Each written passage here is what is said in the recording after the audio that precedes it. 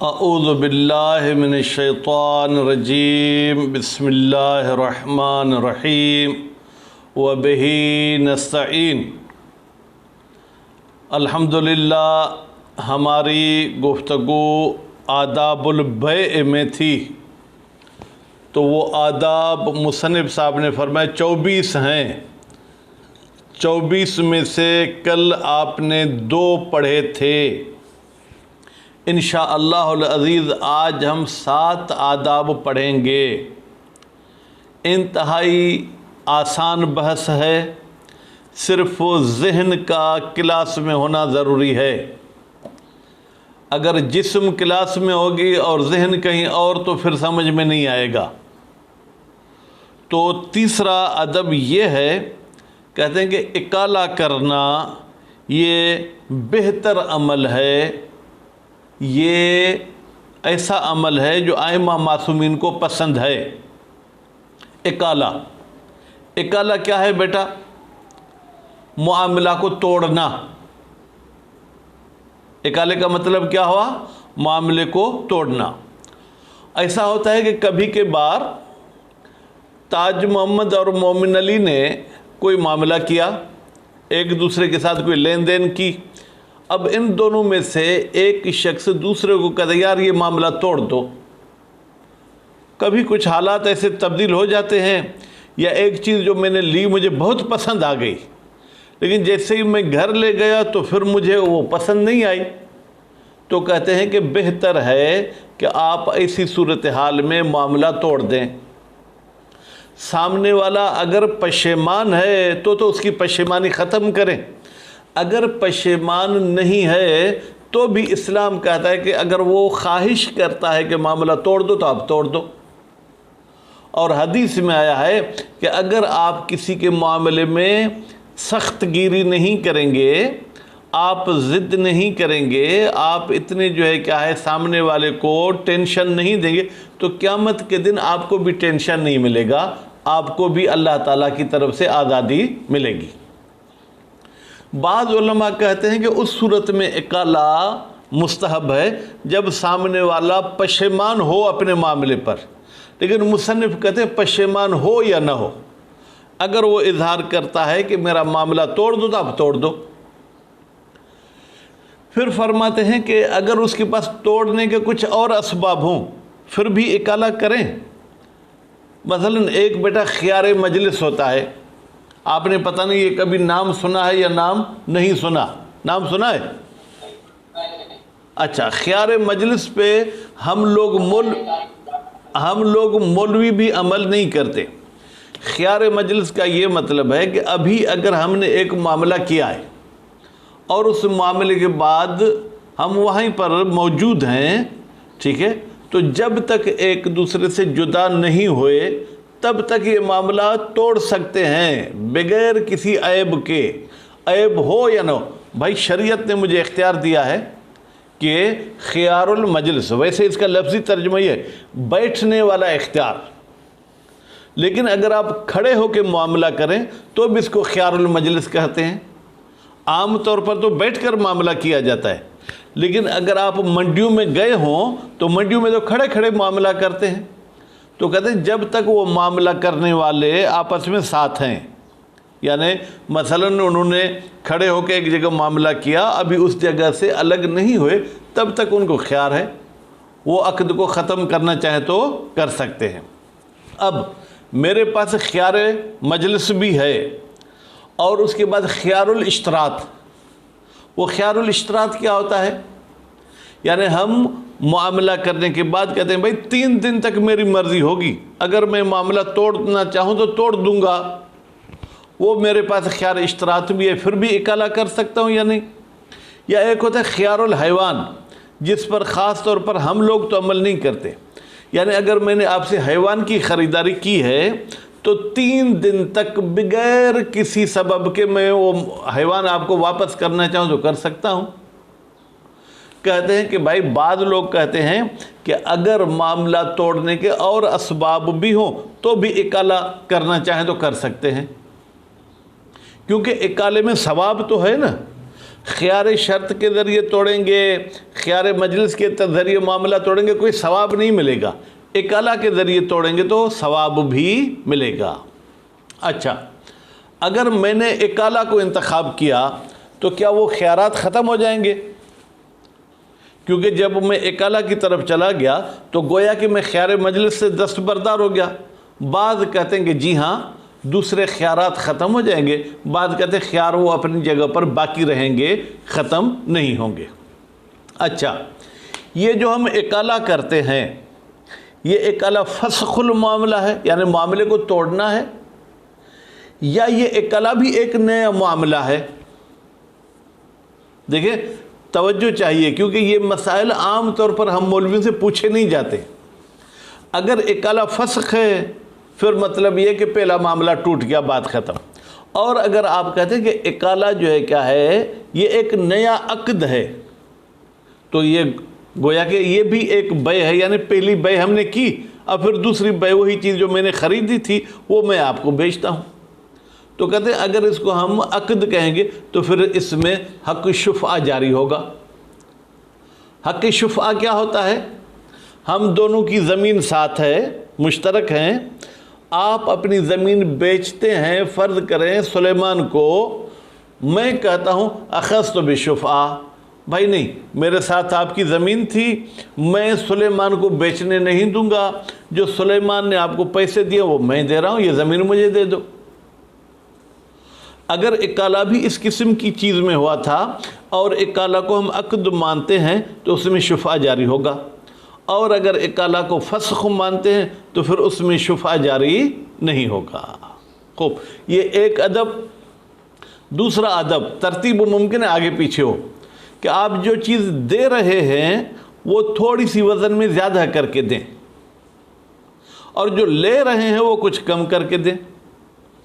آپ دکاندار ہیں, میں آپ کے پاس آٹا لینے کے لیے آیا, بھائی 1 کلو آٹا دے دو, تو 1 کلو میں بیٹا کتنے گرام پڑتے ہیں سلیمان؟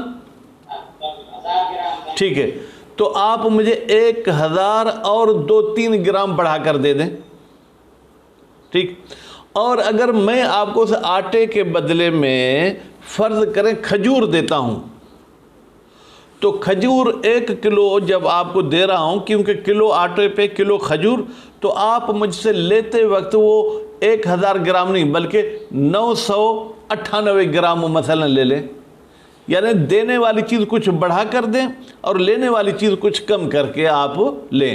حالانکہ ہمارے ہاں تو الٹا ہوتا ہے, اس لیے تو ہماری قوم, ہمارا ملک پیچھے ہے نا, کہ دینے والی چیز ہم کم دیتے ہیں. پیٹرول پمپ پہ جائیں تو 1 لیٹر کی جگہ پہ 1.25 لیٹر دیتے ہیں.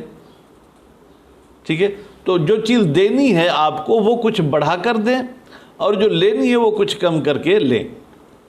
اس کے بعد پھر ایک اور ادب یہ ہے کہ آپ جو چیز بیچ رہے ہیں اس کو بنا سنوار کے نہ رکھیں کہ ہر ایک کے بندے کے منہ میں پانی آ جائے, ہاں یہ چیز تو میں خرید لوں. ہمارے ہاں دیکھیں پھل فروٹ کیسے سجا کے رکھتے ہیں, یعنی انسان کا موڈ نہ بھی ہو تو اس کی سجاوٹ دیکھ کے کہتا ہے کہ ہاں کچھ لے لوں. برتن پر, جوتے کی دکان پر اتنی لائٹنگ کرتے ہیں کہ وہ جوتا جو کسی کام کا نہیں ہے لیکن سجاوٹ کی وجہ سے آپ کو بہت اچھا لگ جاتا ہے.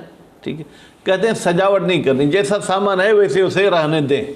البتہ اگر پوری بازار سجاوٹ کرتی ہے اور آپ سجاوٹ نہیں کریں گے تو آپ کے پاس کوئی خریدار آئے گا ہی نہیں, تو پھر آپ اس کی سجاوٹ کر سکتے ہیں. یعنی جو ماحول ہے اس مطابق آپ کر سکتے ہیں. یا کہیں حکومت کی طرف سے پابندی ہوتی ہے کہ وہ کاروباری جو اپنے کاروبار کی اچھی سیٹنگ نہیں کرتا اس کو کاروبار کرنے نہیں دو, تو پھر آپ کو اپنے سامان کے سنوارنے اور اس کو خوبصورت سیٹنگ کرنے کی اجازت ہے. اس کے بعد پھر فرماتے ہیں کہ ایک ادب یہ ہے کہ آپ جو چیز بیچ رہے ہیں اگر اس کے کسی عیب کا آپ کو علم ہے تو آپ سامنے والے کو عیب بتا دیں. مثلا آپ موبائل بیچنا چاہتے ہیں, آپ کے موبائل کے بیٹری کی زیادہ وہ ٹائمنگ نہیں ہے, زیادہ نہیں چلتی, تو آپ کہیں بھائی چارج کرنے کے بعد 1 گھنٹے تک چلتی ہے, پھر اس کی چارجنگ ختم ہو جاتی ہے. عیب چاہے ظاہر ہو چاہے عیب چھپا ہوا ہو, ظاہر یہ ہے کہ ہر ایک کو نظر آتا ہے، چھپا ہوا کسی کو نظر نہیں آتا۔ اور اس کے بعد یہ ہے کہ آپ جس کی چیز خرید رہے ہیں اس کی چیز سے عیب نہیں نکالو۔ بھائی پسند آتی ہے تو لے لو، پسند نہیں آتی تو نہیں لو۔ میں ایک اپنی مثال دیتا ہوں۔ یہاں جہاں حیدرآباد میں رہتا ہوں، تو اب بچپنے میں والدین نے ہمیں مچھلی بہت زیادہ کھلائی، حالانکہ غریب تھے لیکن مچھلی ہمیں بہت کھلاتے تھے۔ تو ملاح میرے دروازے پہ آتا تھا، مچھلی دے کے جاتا تھا، میں خریدتا تھا۔ تو ایک میرے محلے دار نے کہا کہ سائیں آپ مچھلی کل نہیں خریدنا، جب مچھلی والا آئے گا تو میں بھی گھر سے نکلوں گا، پھر آپ مچھلی خریدنا۔ میں نے کہا ٹھیک ہے بھائی۔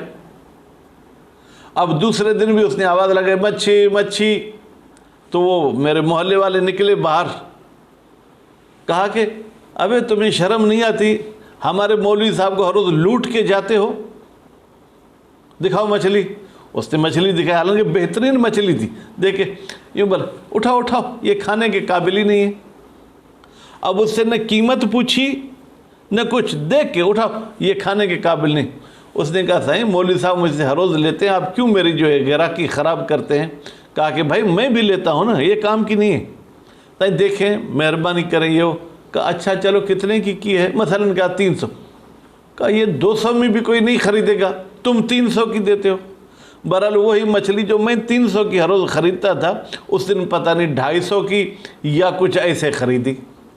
تو اسلام کہتا ہے کہ نہیں، دوسرے کی چیز سے عیب نہیں نکالو۔ آپ نے دوسرے کی چیز دیکھی، اگر سمجھ آئی تو خرید لو، اگر سمجھ نہیں آتی تو آپ اس کو چھوڑ دو۔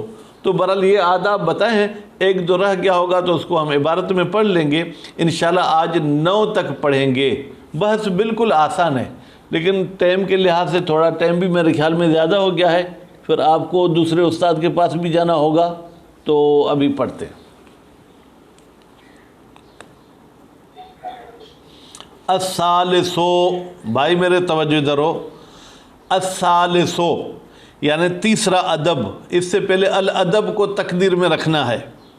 اقالۃ النادم، نادم بیٹا اس میں فاعل کا صیغہ ہے، پچھتانے والا۔ پچھتانے والے کو آپ، اقالہ کا لفظی ترجمہ یہ ہے بیٹا توجہ، کسی کو آپ نے رسی میں باندھا تھا، رسی سے آزاد کرنے کو اقالہ کہتے ہیں۔ لیکن یہاں پر یہ ہے کہ آپ نے جو اس کے ساتھ عقد کیا تھا وہ اس کا عقد ختم کر دیں۔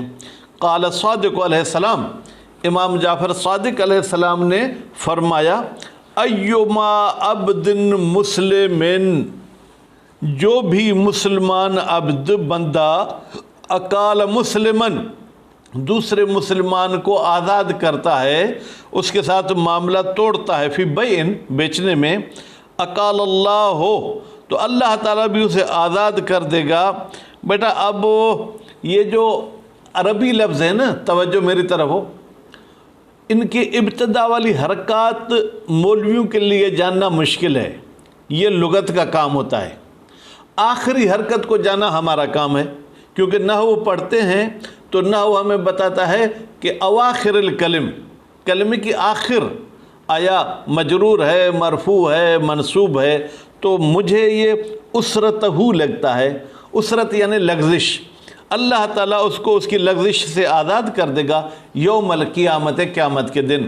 البتہ دیکھیں میں آپ کو پابند نہیں بناتا کہ آپ بھی اسرت پڑھیں، ڈکشنری میں آپ دیکھیں ممکن ہے کہ عین کی حرکت آگے پیچھے ہو۔ وَهُوَ مُطْلَقٌ، وَهُوَ کی ضمیر کہاں جائے گی بیٹا؟ یہ معاملہ کو توڑنا، یہ مطلق ہے۔ مطلق کا مطلب کیا ہے؟ پھر نادم وغیرہ ہی، چاہے اس دوسری پارٹی کو پچھتاوا ہو تو بھی توڑو، اگر پچھتاوا نہیں ہے تو بھی توڑ دو۔ الا ان ترتب الغایت، دیکھیں مولوی ہیں الحمدللہ، دنیا والے بھلی ہمیں کچھ نہ سمجھیں، لیکن یہ تعلیم ہمیں عقل کو استعمال کرنے کا بہت اچھا طریقہ سکھاتی ہے۔ کہتے ہیں یہ جو علت بیان کی گئی نا کہ قیامت کے دن اس کی لغزشیں اللہ معاف کرے گا، اس سے پتہ چلتا ہے کہ ہم لغزش کی وجہ سے پشیمان ہوں گے۔ اسی طریقے سے اگر معاملے والا بھی پشیمان ہے تو اس کی پشیمانی کو ختم کرو اور معاملہ توڑ دو۔ तरत्तुब अलगायत, ये जो गायत बयान की गई कि भाई सवाब मिलेगा, क़यामत में ये फ़ायदा होगा, मुशइरुन बिही, ये बयान करती है बिही नदामत को, कि भाई नदामत की सूरत में इकाला करो। व इन्नमा यफ्तकिर इलल इकालते, बेटा यफ्तकिर पढ़ेंगे तो इसका फ़ाइल होगा वो सामने वाला साथी जिसने हमारे साथ मामला किया है।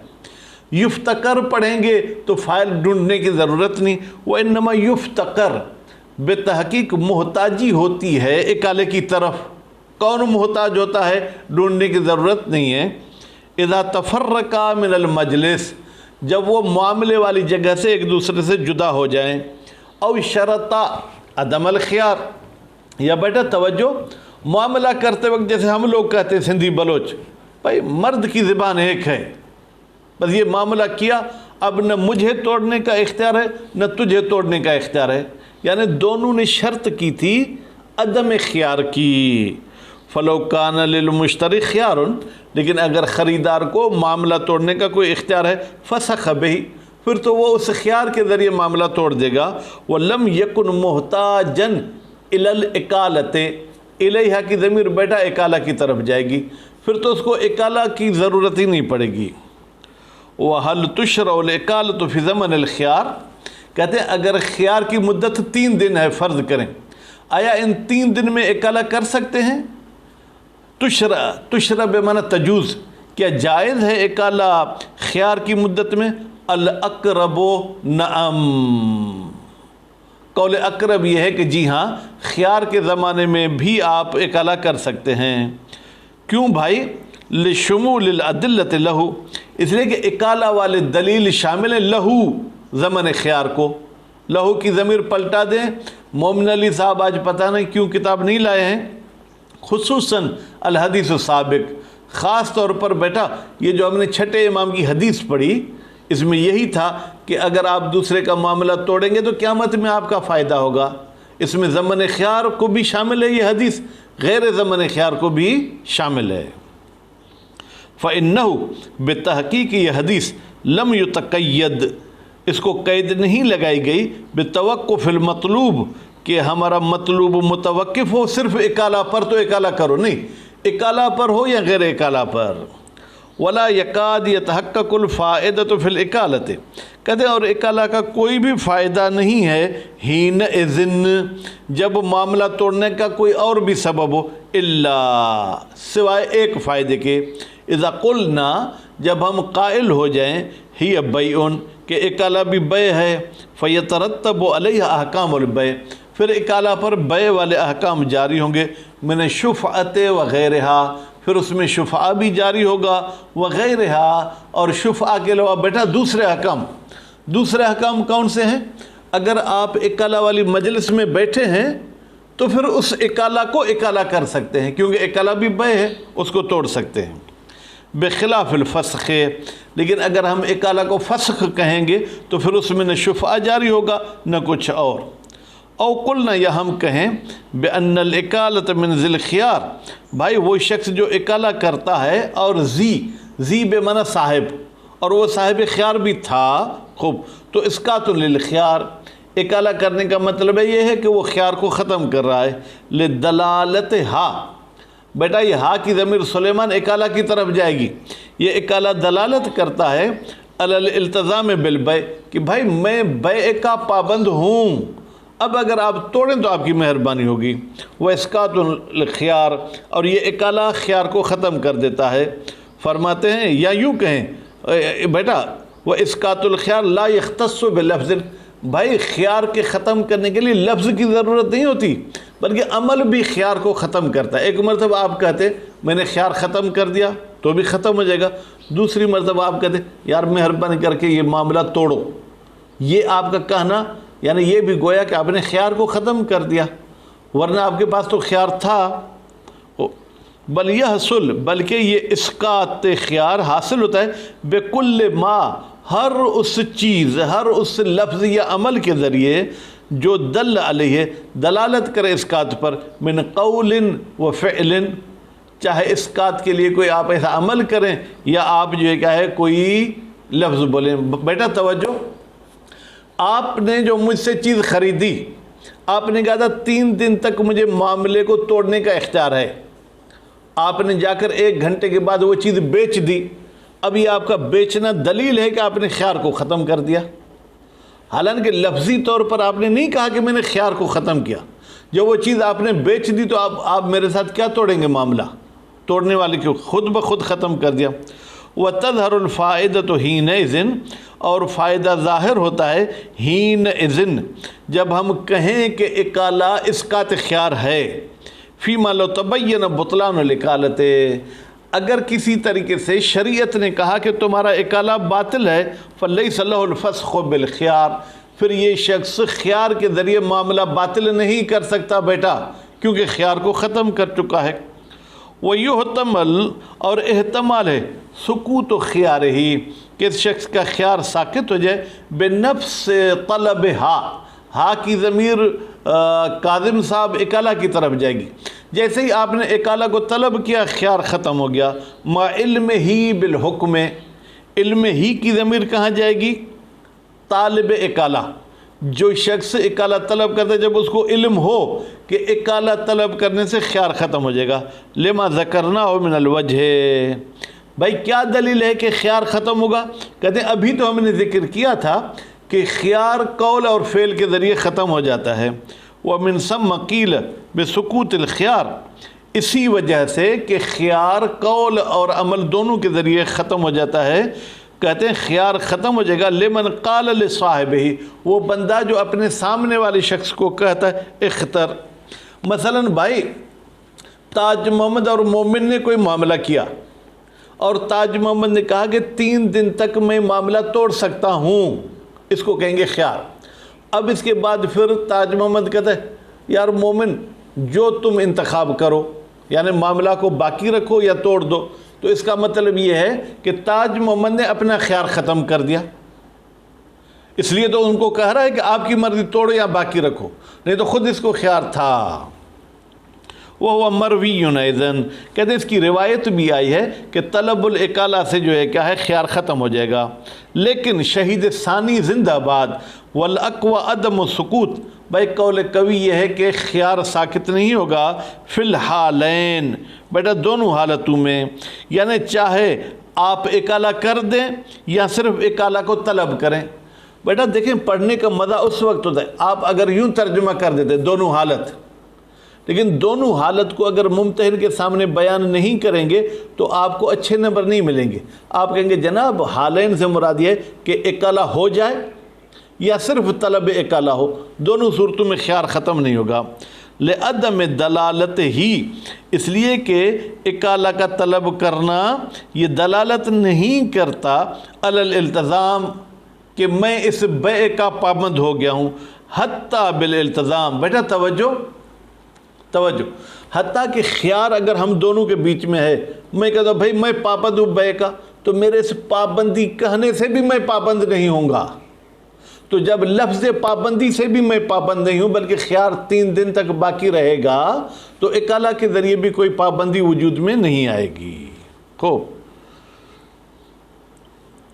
وَيَجُوزُ أَن يَكُونَ مَطْلُوبُهُ مِنَ الْإِكَالَةِ، بیٹا یجوز یہاں پر وہ فقہی جائز نہیں بلکہ یجوز بے معنی یمکن، اور ممکن ہے کہ اس سے اکالے والے شخص کا جو ہے قصد کیا ہو اکالہ سے تحصیل الثواب بہا، کہ بھائی وہ ثواب کمانا چاہتا ہے اکالے کے ذریعے، فلا ینافی، پس یہ طلب اکالہ منافات نہیں رکھتا کس چیز کے ساتھ؟ امکان فسخ ہی، کہ بھائی ہم اس معاملے کو توڑ سکتے ہیں بسبب آخر، ایک اور سبب یعنی خیار وغیرہ کے ذریعے، وہو من اتم الفوائد، بیٹا یہ ثواب کمانا، ٹھیک ہے، اتم، تام بھی نہیں کہا، اتم افعل و تفضیل، یعنی یہ سب سے بڑا فائدہ ہے بھائی۔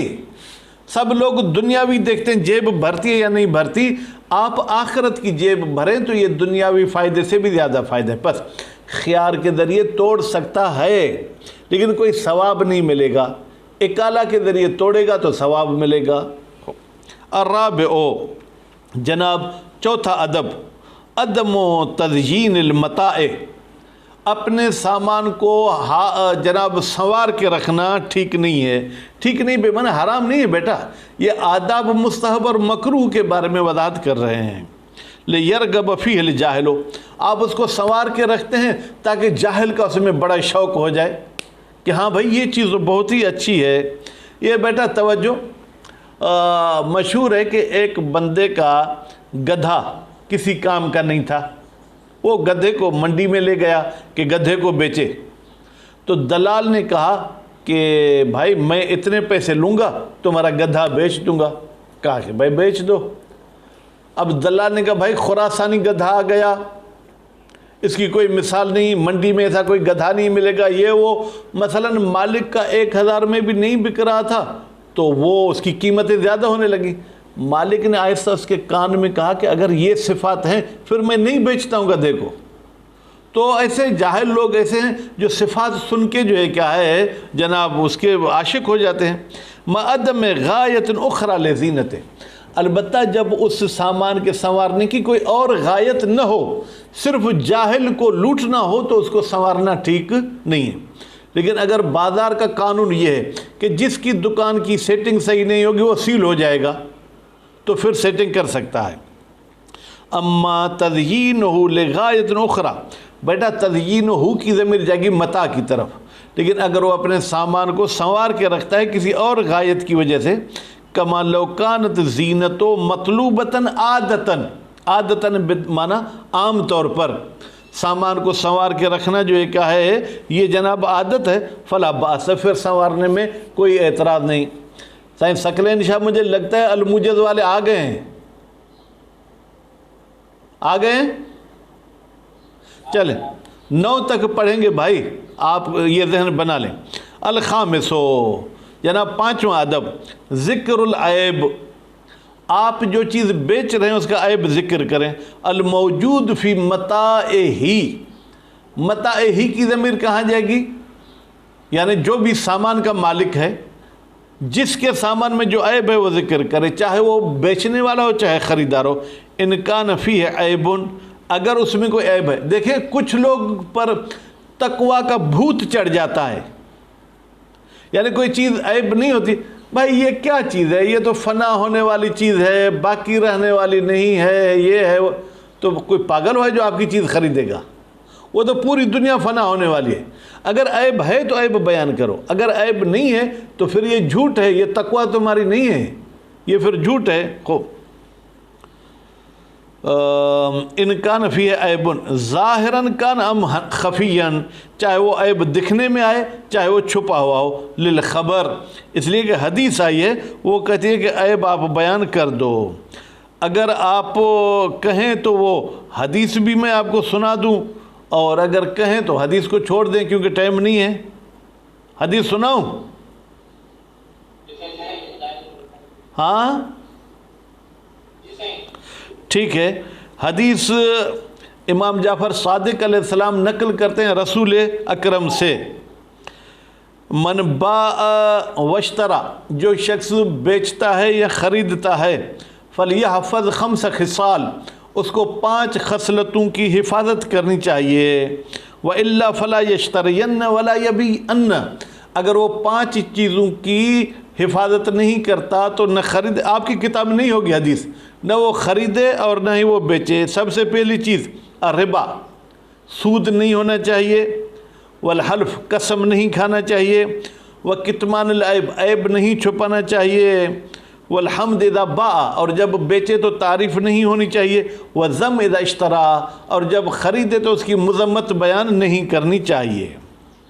وَلِأَنَّ ذَلِكَ مِن تَمَامِ الْإِيمَانِ وَنَصِيحَةٍ, اب یہ کتاب کی طرف آگئے, کہتے ہیں عیب ذکر کرنا یہ دلالت کرتا ہے کہ آپ کا ایمان مکمل ہے, اور یہ دلالت کرتا ہے کہ آپ نصیحت والا عمل کرنا چاہتے ہو. بھائی خریدنا چاہو تو خریدو, لیکن میری اس چیز میں, میری موبائل میں, میری بکری میں یہ عیب ہے.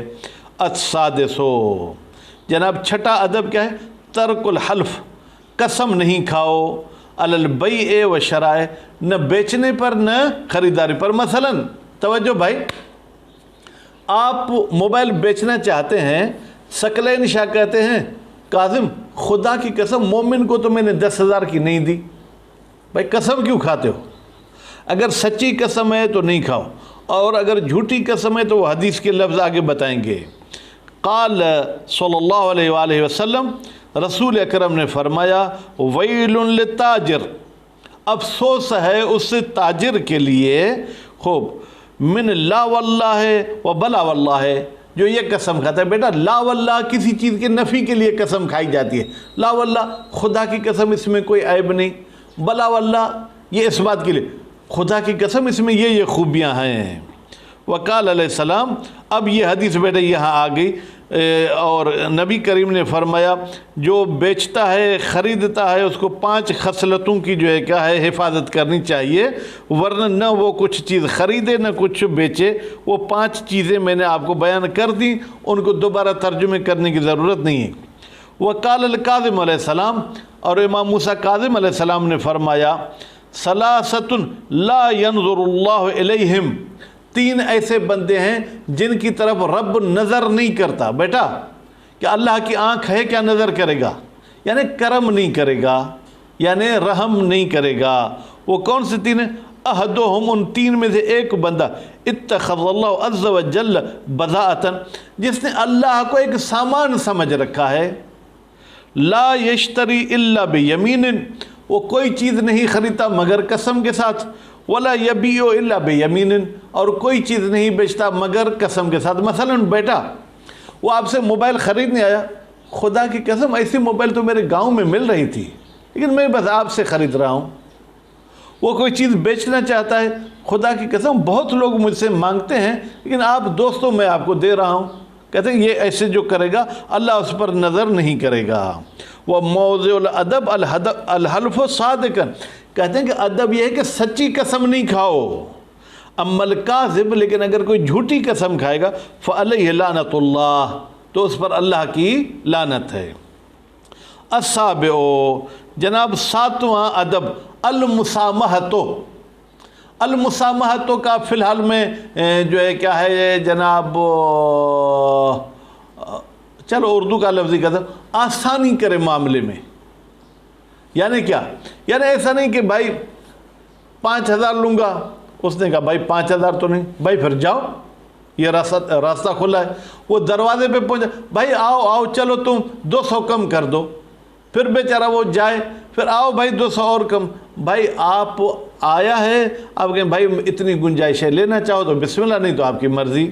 خو فیہما، فیہما کی ضمیر جائے گی بیٹا بیع و شراء کی طرف، خصوصاً فی شراء آلات طاعت، خاص طور پر جو عبادات میں سامان استعمال ہوتا ہے، قرآن مجید ہے، نہج البلاغہ ہے، جا نماز ہے، خاک شفا ہے، تسبیح ہے، فإن ذالک موجب للبرکت و زیادت۔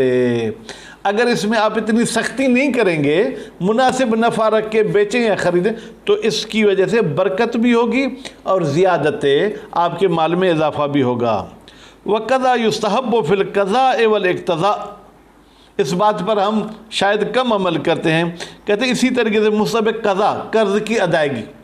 اگر میرا آپ کی طرف قرض ہے تو بار بار مجھے آپ فون نہ کروائیں، بار بار میسیج کے آپ جو ہے نا منتظر نہ ہو۔ جیسے آپ کے پاس کوئی آئے آپ فون کریں، سائیں میرے پاس کچھ آ گئے ہے مال، اب میں آپ کو کیسے بھیجوں؟ قضا یعنی قرض کی ادائیگی میں، ٹھیک ہے، آپ اچھے ہوں، والاقتضاء، اور قرض کے لینے میں بھی اچھے ہوں۔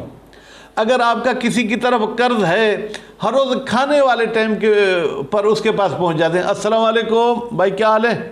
الحمدللہ بھائی میں اپنا قرض لینے آیا ہوں۔ وہ صاحب بھی کہتا ہے جناب ابھی تو گنجائش نہیں، آئیں کھانا کھائیں، چلے کھانا کھا لیتے ہیں۔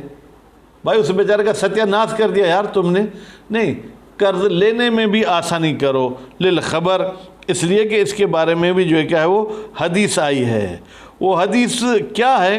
وہ حدیث بہرحال جو ہے کیا ہے رسول اکرم صلی اللہ علیہ وآلہ وسلم کی ہے۔ بارک اللہ، اللہ تعالیٰ برکت ڈالتا ہے، علی سہل البیع، جو آسانی کے ساتھ بیچتا ہے، وہ سہل الشراء، جو آسانی کے ساتھ خریدتا ہے، وہ سہل القضاء، جو قرض ادائیگی میں آسانی کرتا ہے، وہ سہل الاقتضاء، اور جو قرض لینے میں آسانی کرتا ہے۔